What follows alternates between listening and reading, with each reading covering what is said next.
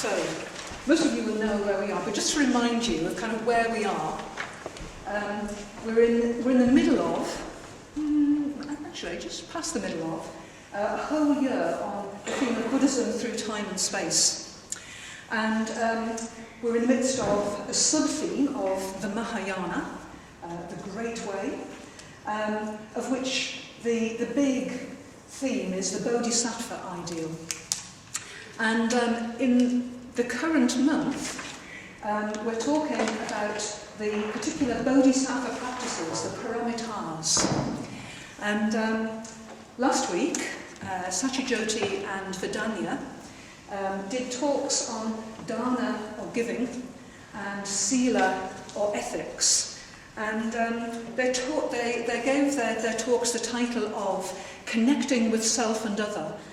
And in a way, those two paramitas, those two practices of the Bodhisattva, they're very much kind of springboards for our practice. They're very much, they're basic practice. They're really, really basic practice. Certainly that will take you all the way through to enlightenment, but they're very, very basic.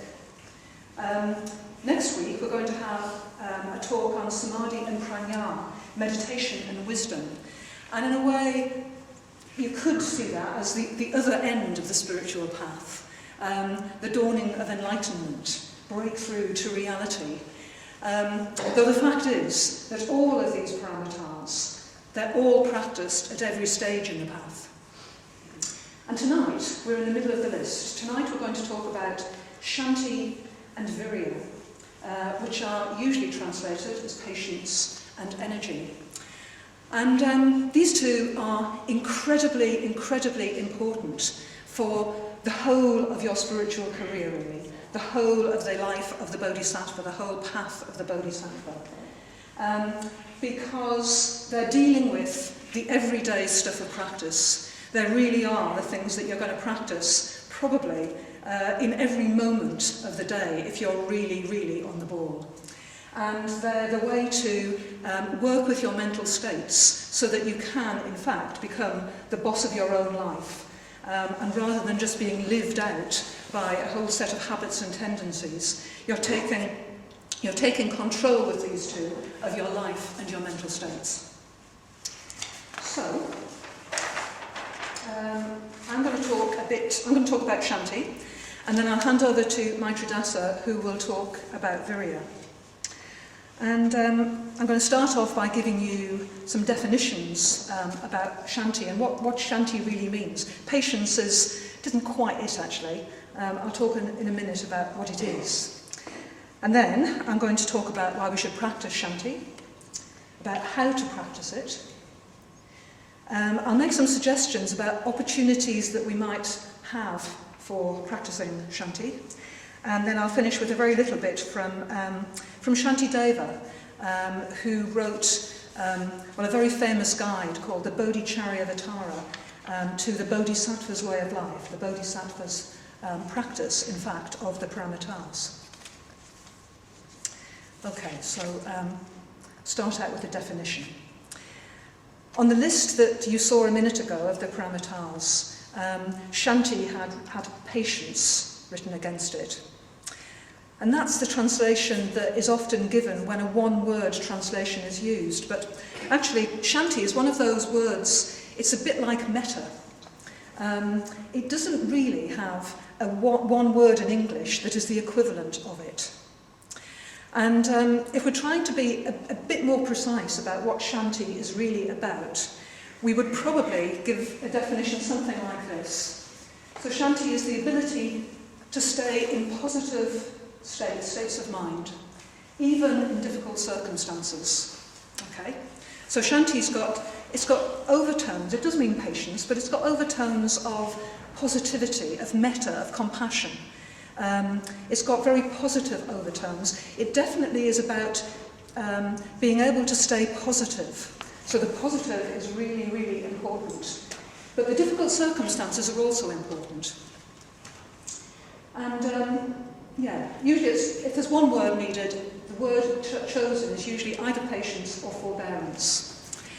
And just to sort of refine the definition a little bit, I want to explain what Shanti is definitely not, and what it might be mistaken for. So you could say that Shanti's far enemies, the things, almost its opposites, the things that Shanti is practiced instead of, are things like reactivity, anger, ill will, blaming, resentment, irritation, any of those kind of negative states of mind that we get into when the world pushes our buttons and we just get really reactive and fed up with it. But also, because sometimes we don't go to these things when we react to the world, sometimes we go to dejection, to self-pity, to depression, to despair, and those sorts of things. So you could see all of these as being the far enemies of Shanti. But Shanti has some nearer enemies as well. And these are things that could look a bit like we are practicing Shanti, we're practicing patience. But actually, they're quite a long way from it, really. They're a long way from Shanti, certainly. And these are things like apathy and indifference. Apathy and indifference is just not caring, couldn't care less. Not going to get reactive because I just don't care, I'm just not going to engage. And that isn't the same, actually, as practicing Shanti. Shanti definitely has an overtone of, well, metta really, of feeling some empathy, of feeling something for the situation, for the people who've pressed your buttons. And another near enemy is repression, or just denying that we feel anything at all. If we're just sitting on a whole lot of anger and saying, no, I'm practicing Shanti, then actually we're probably not practicing Shanti. What we're probably doing is just repressing a lot of anger. And it'll burst out somewhere else, and that isn't Shanti either. So, so Shanti is the ability to stay in positive states, even in difficult circumstances. But it's quite a long thing to say. So for the purposes of this talk, I'm going to do what we often do with metta. I'm just going to say Shanti, okay? And when I say Shanti, I mean the ability to stay in positive states of mind even in difficult circumstances, okay? It's kind of shorthand. Okay. Now, why should we practice Shanti? I'm going to start with a quote from a birthday card that Kate sent for Dania 3 or 4 years ago, I think it was. And there was a lovely quote, it was an intriguing quote, and I've remembered it ever since. The quote was, "One can't be angry when one looks at a penguin."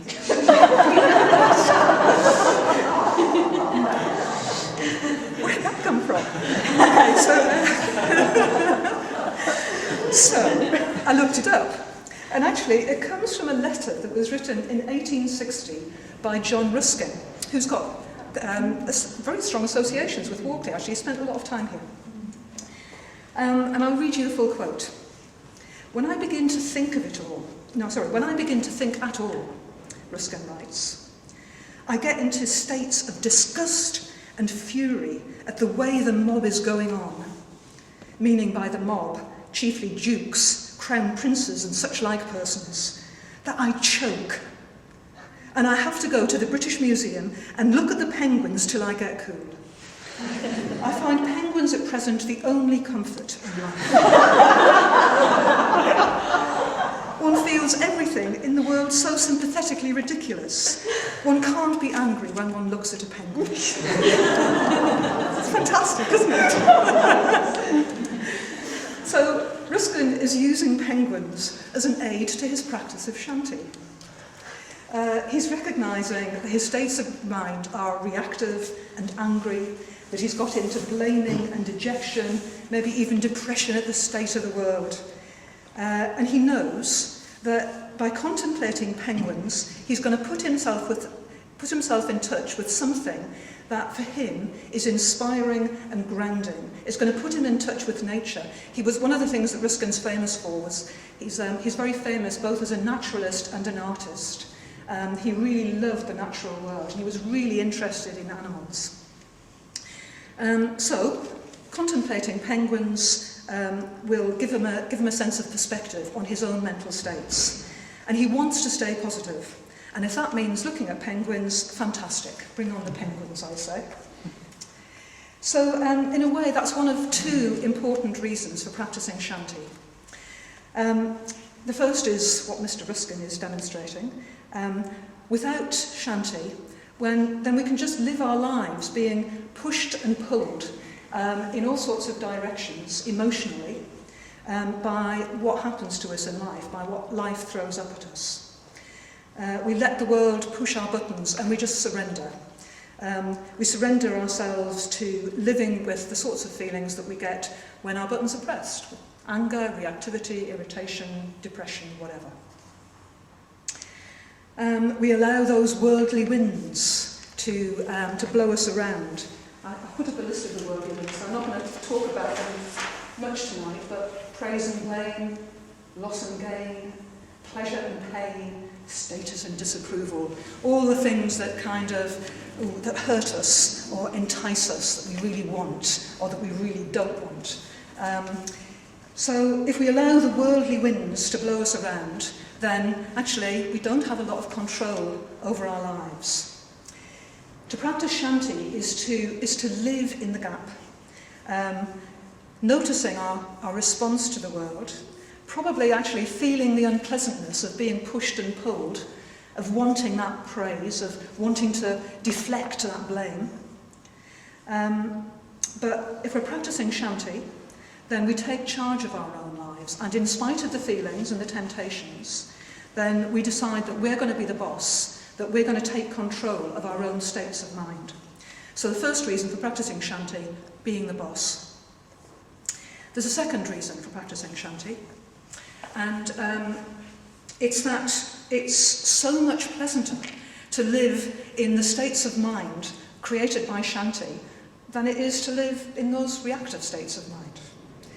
And Shanti Deva, who wrote the famous Bodhicharyavatara, the Guide to the Bodhisattvas Way of Life, says, I'm quoting him here, "Whatever happens to us, even if we fall into adversity, we should not allow this to disturb our happy states of mind.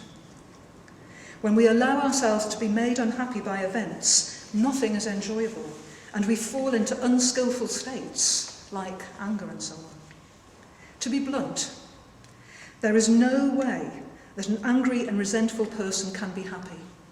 And actually, we kind of know that ourselves, don't we? That we're not that happy when we're angry and resentful. But the person who defeats anger will be happy, both now and in the future. He's saying, Shanti is the key to happiness, and that's the second really important reason for practicing Shanti. So, how do we practice it? Well, of course, the first thing is to be mindful enough to notice when the world is pushing our buttons, and that's why we practice meditation, that's why we practice mindfulness. But after being aware of what's going on with us, I think that there are 4 important things to remember about Shanti. And I'd like to illustrate them by talking a bit about some of my earliest experiences of Shanti.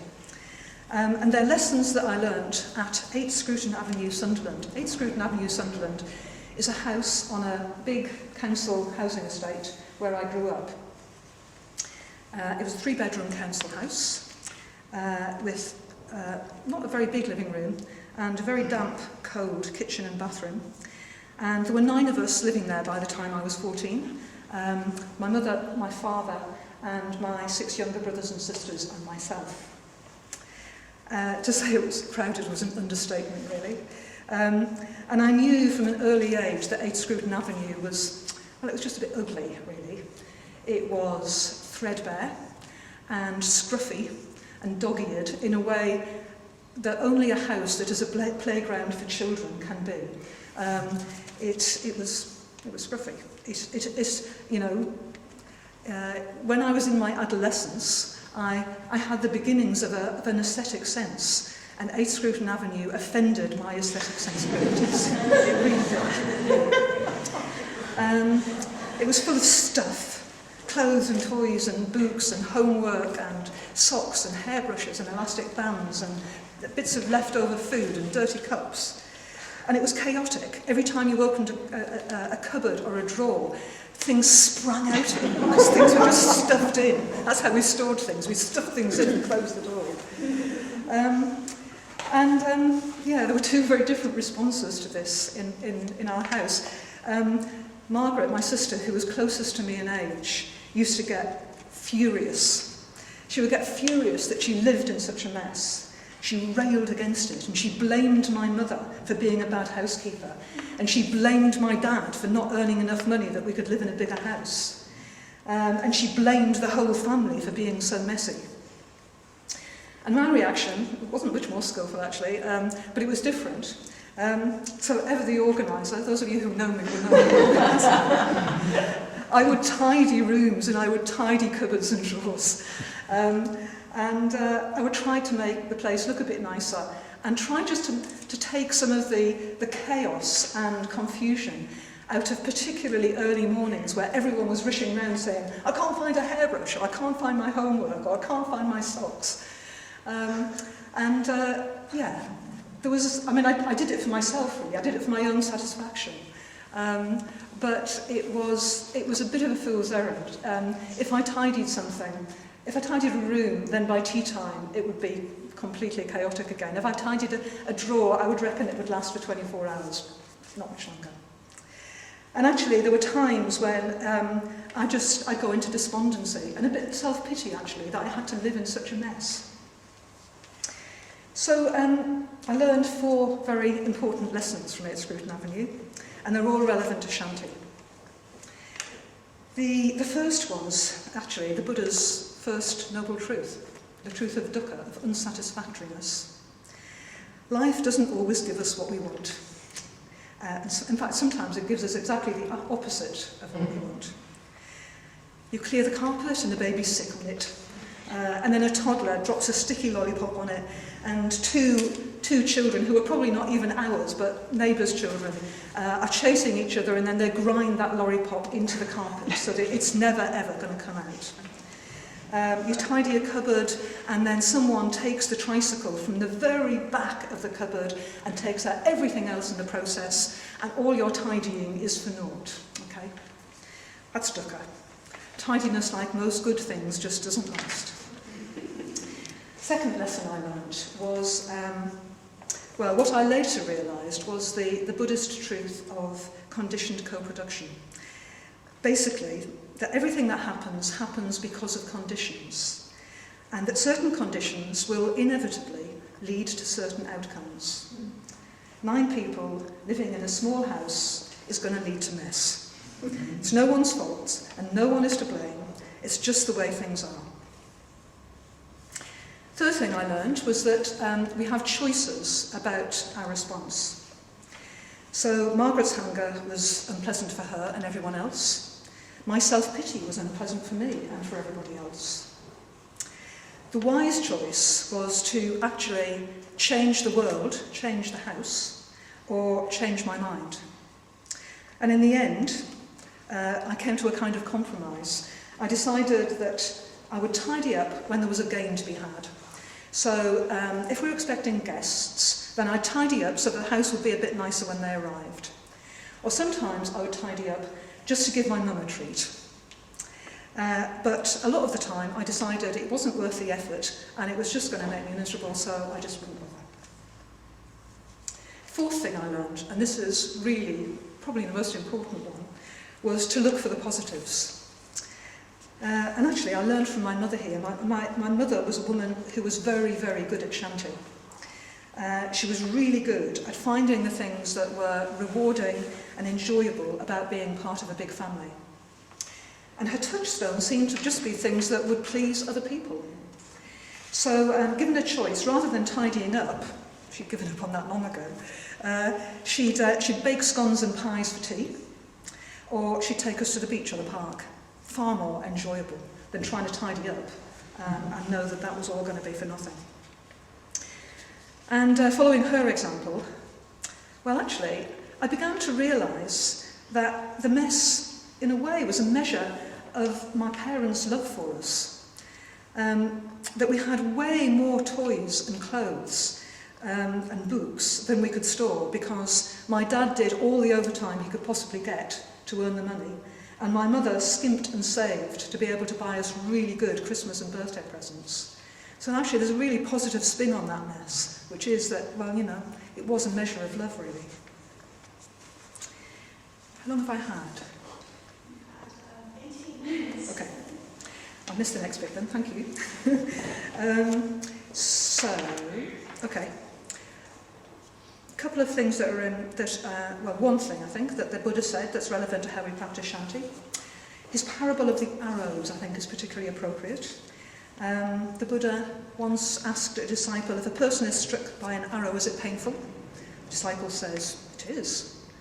And the Buddha said, if the person is struck by a second arrow, is that even more painful? And the disciple said, yeah, of course it is. And the Buddha said, well, in life we can't always control the first arrow. However, the second arrow is our reaction to the first.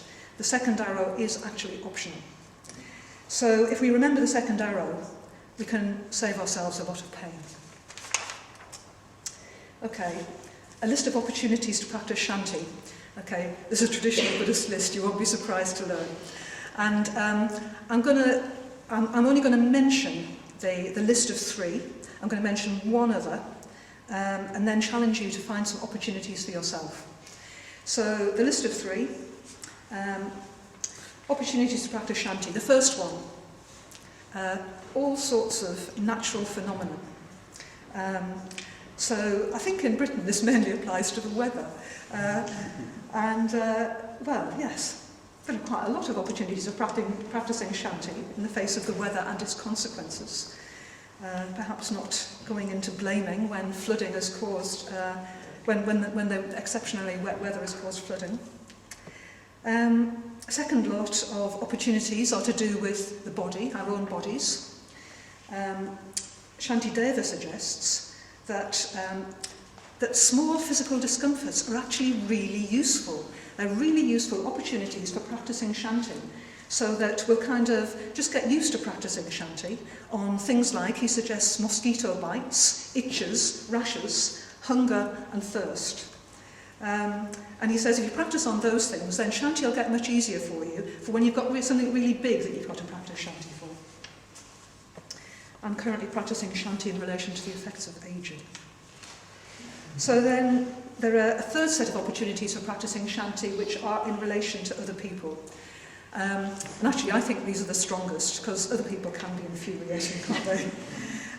Particularly our families and our work colleagues, because we see so much of them. Particularly politicians, because they stick their necks out and actually make decisions that affect millions of us.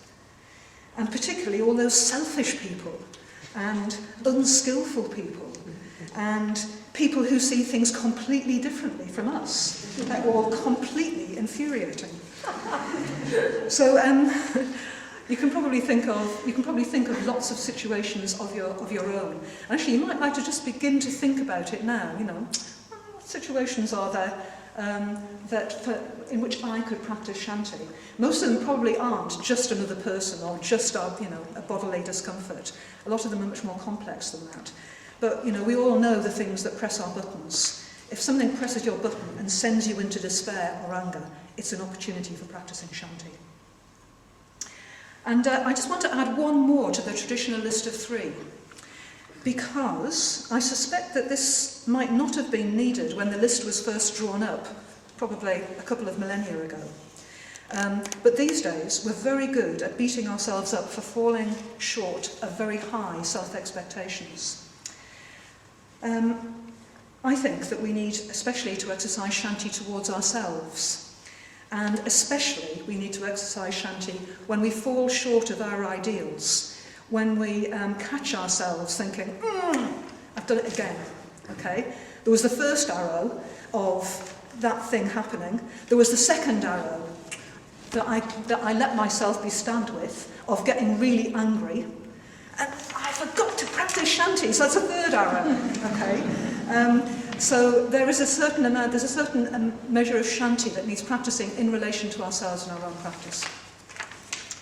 Okay, Bodhisattvas Shanti and its benefits. I just want to finish with a couple of things that Shanti Deva says in conclusion in his practice about Shanti in the Bodhicharyavatara, where he's got two very convincing arguments for practicing Shanti. First is that Shanti is the key to following the Bodhisattva path. He points out that if we want to save all sentient beings, then perhaps we should start by practicing Shanti towards them rather than by burdening them with our anger or depression. Okay? And then he says, as a kind of clincher, but never mind serving other beings as a way to Buddhahood. Don't you see? Don't you see that it's also the way to good fortune, fame, happiness, right here and now? Serenity, health, joy and long life, along with happiness and the riches of a king, I'm not quite sure how that happens, all accrue to the person who practices Shanti, even when they're still in samsara.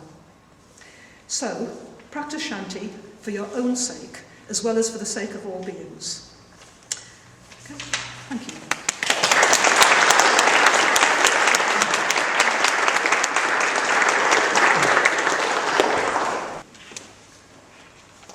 Okay, so the next parameter, which is also very much to do with becoming the boss of our own lives, is Virya. And Virya means energy, vigour, potency. It implies making a heroic effort. So with Virya, we're not talking about any old activity. We're not talking about busyness. We're not talking about keeping on the go, getting through our to-do lists, not really experiencing ourselves. On the day that I give a talk, I tend to be plagued by anxiety demons. And today I made quite a big effort. And the effort that I made was to do as little as possible. I relaxed, I did some things I enjoy, I ate well. Apart from that, I did as little as possible. But when I was tempted into busyness, I felt like the anxiety demons were growing and sort of massing for attack.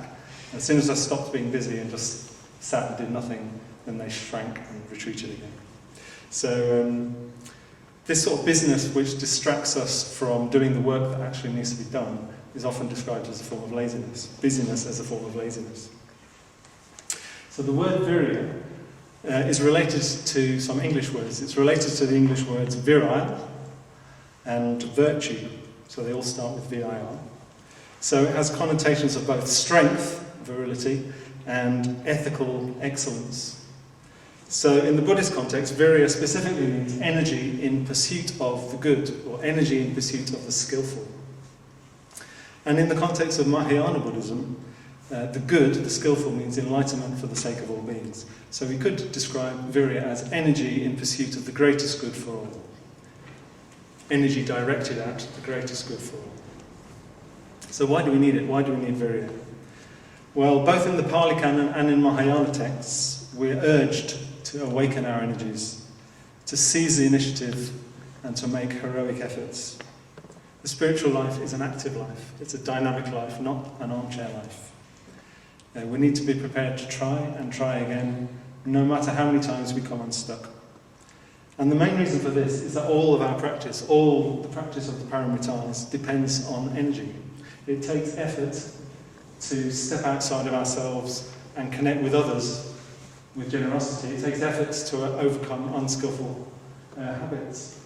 It takes efforts to withstand the worldly winds. It takes effort to seize hold of our consciousness and transform it in meditation. And it takes effort to reflect on reality and see through our delusions. And virya is definitely something that needs to be awakened, it needs to be activated, it can very easily fade. And according to Sangha, the founder of this order, this is the central question of the spiritual life, how we activate our energies. Because despite our ideas, our intellectual ideas about the ideal, our effort in reality is often sporadic, intermittent, a bit faltering. Our energy is often going in different directions, like a stream that's led off into many channels, so we lose the full force of our being. So how can we unify these energies, concentrate these energies, so that we're actually able to make a consistent effort? And how can we increase our potency so that we can be the master of our own lives so that we can live life rather than life living us. So a few suggestions. So one way is through reflection, just daily reflection. So sometimes the amount of effort needed feels a bit overwhelming, to be honest. But we're urged again and again to make that effort because we have the opportunity to do so, and because the consequences of not making effort are so serious. It's a bit like going up an escalator the wrong way. If you stop making effort, then you start going downhill.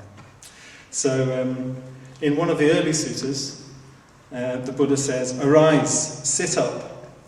What advantage is there in your sleeping? What sleep is there for those who are pierced by the arrow of suffering? And the second arrow, and the third arrow. Arise, sit up, train yourselves resolutely.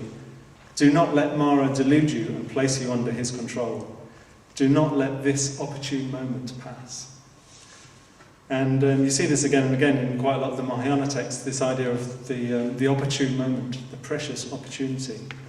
So we're alive and we're conscious. It's quite amazing to be a conscious being. We have access to the Dharma, which a lot of people don't have. We have the freedom to practice the Dharma, which a lot of people don't have.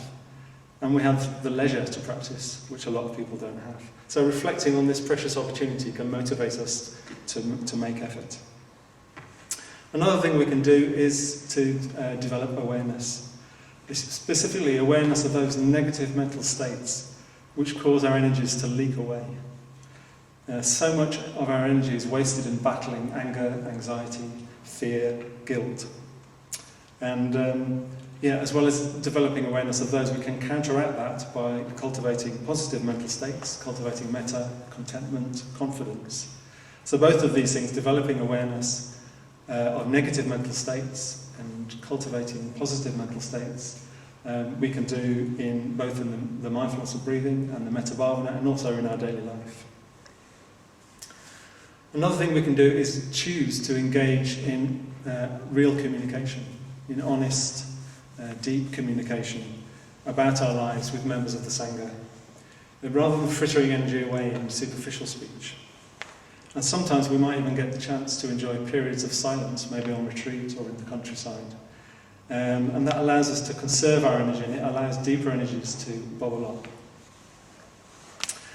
And another thing we can do is take part in the creative work of the Sangha, in building the Sangha. We can draw confidence and energy from being part of a collective project. So we can keep coming to Sangha Night, we can go on Sangha retreats, attend festivals. We can take part in pujas. Pujas very often release energy, and as well as releasing energy, they refine our energies. But the really important thing is to notice for ourselves, in reality, which activities and which contexts drain our energy, and which activities and contexts seem to give us more energy. So that's another thing you can be thinking about. So I just want to say a bit more about what type of effort we're talking about here. What type of effort is to be made?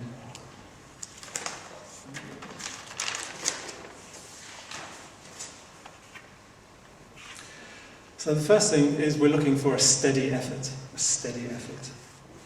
I'll just read part of a poem of Sangharakshita's.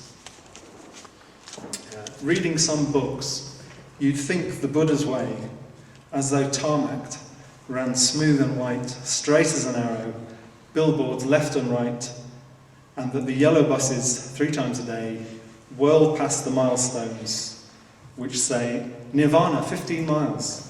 By 10 tonight you'll all be there, good people, and a light outside the Peace Hotel where you're to stay. But those who read their own hearts know that the way is a hacked path, roughly made through densest jungle, deep in the unknown. So the spiritual path is not like a smooth tarmac road, it's like a dense jungle, it's messy.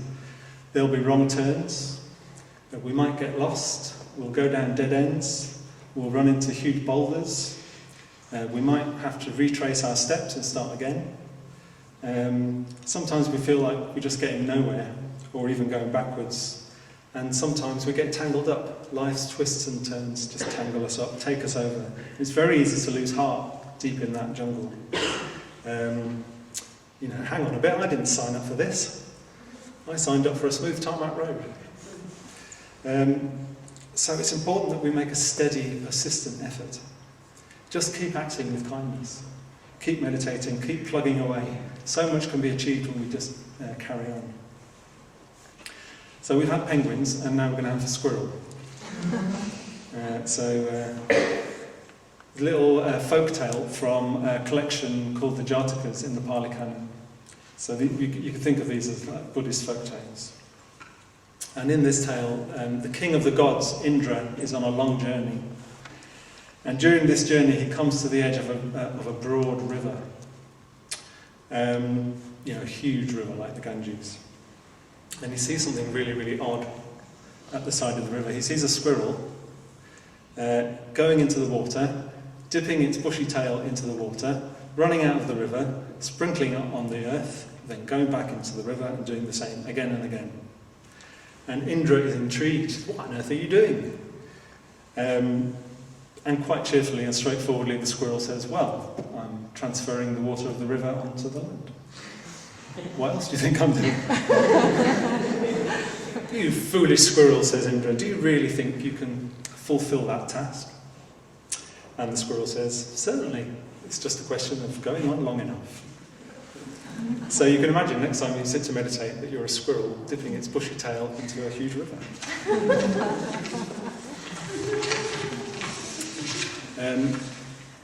When we feel doubtful, when we feel like we're not up to it, it's just important to bow our head and carry on with courage. And we can be confident that the effects of our efforts will accumulate and bear fruit. And of course, in these situations, it's really important to go to our friends in the Sangha. Those who really understand what we're trying to do, who share our vision, who share our commitment, who share our lifestyle.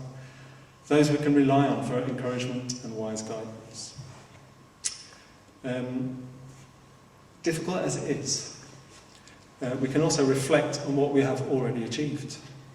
We are actually making efforts, however faltering, however feeble, we are making efforts to fulfill our potential, to free ourselves from being the slaves of external circumstances. We are doing it for others as well as ourselves. We are part of a Sangha that is seeking to make a difference. And we are becoming a member of the Buddha's family, a member of the Buddha's clan. And these are noble efforts.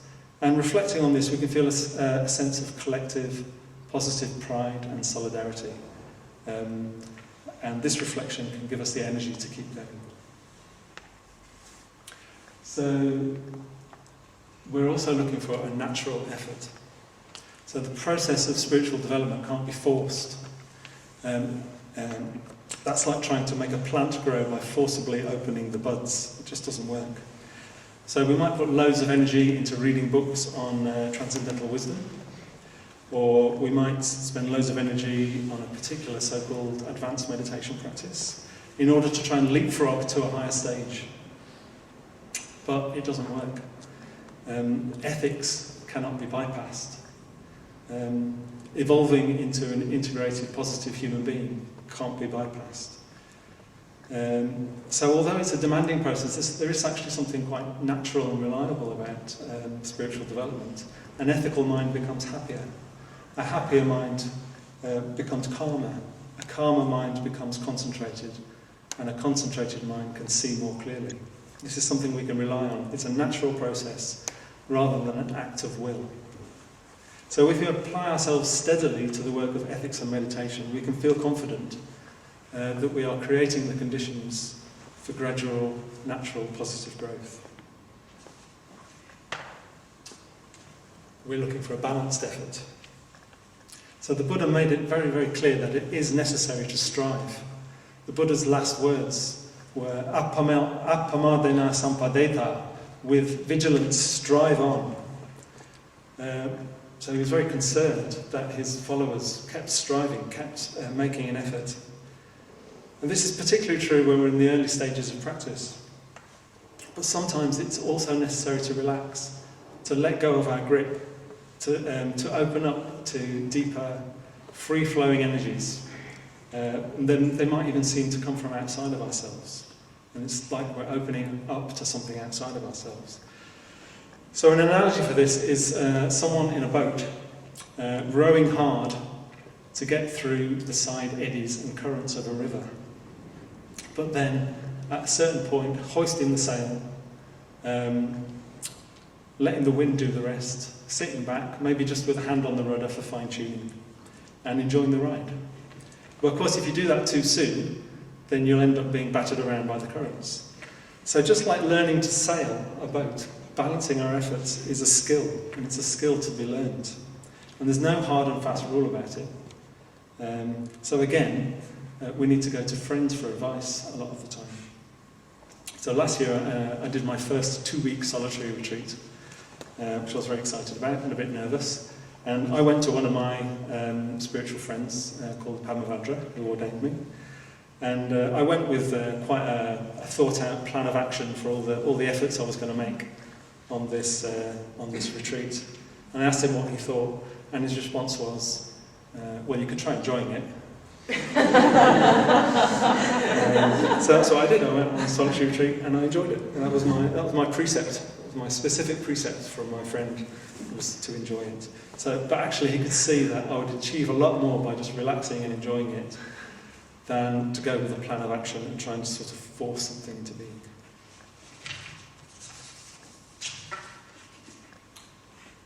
Okay. We're also looking for an appropriate effort. So another little story from the time of the Buddha. In the years following his enlightenment, the Buddha had an attendant called Megaya, who was known to be quite a headstrong character. And Megaya one day, he came to the Buddha and he said, I found a brilliant place to do a solitary retreat, to meditate on my own. Can I go and do it? And the Buddha's response, well, the Buddha wasn't very keen. He says, well, I think you'd be better staying with me, actually. You've probably got better conditions here. And again and again, Megaya keeps pestering the Buddha, and he says, well, you know, you've made the effort. You've attained enlightenment. Now it's time for me to make the effort. And then the Buddha sort of shrugged his shoulders and said, well, when you talk to me about effort, what can I say? You better go and do what you think it's time for. So Megaya goes off to meditate on his own, and pretty soon he's assailed by thoughts lustful and hateful. He's basically assailed by negative mental states. It doesn't last very long, and he comes back to the Buddha with his tail between his legs, a little bit sheepish. And I don't think the Buddha was surprised. So Megaya, in this situation, he clearly wasn't ready to go off and strive for enlightenment in meditation on his own. It wasn't appropriate for him, and he wasn't integrated enough to do that. He couldn't see that, but the Buddha could. So again, we see the importance of spiritual friendship in guiding and supporting us in our efforts, taking us seriously and even challenging us. And the Buddha's response when Megaya came back, he didn't say, I told you so. He gave him a teaching, and he talked about 5 conditions for spiritual maturity, which very briefly are the sort of spiritual friendship that I've been talking about, an ethical life, inspiring talk about the Dharma, efforts to raise our consciousness, particularly in meditation, and the development of wisdom. But after he'd said the list, he told Megaya that basically if you find a true spiritual friend, a good spiritual friend, then everything else will follow on from that. So if you've got access to a good spiritual friend, you'll have access to a shared ethical life, you'll have access to inspire, to talk about the Dharma. Your efforts to raise your consciousness and to develop wisdom will be properly supported. So the Buddha is also saying that in order to develop, Megaya needs to apply his efforts to a broad range of practices. So this brings us back to the last aspect, which is a broad effort. Megaya needs to apply his efforts to a broad range of practices. He needed to live a complete, integrated spiritual life, rather than just throwing himself into one aspect of practice that we think will be the fast track to enlightenment.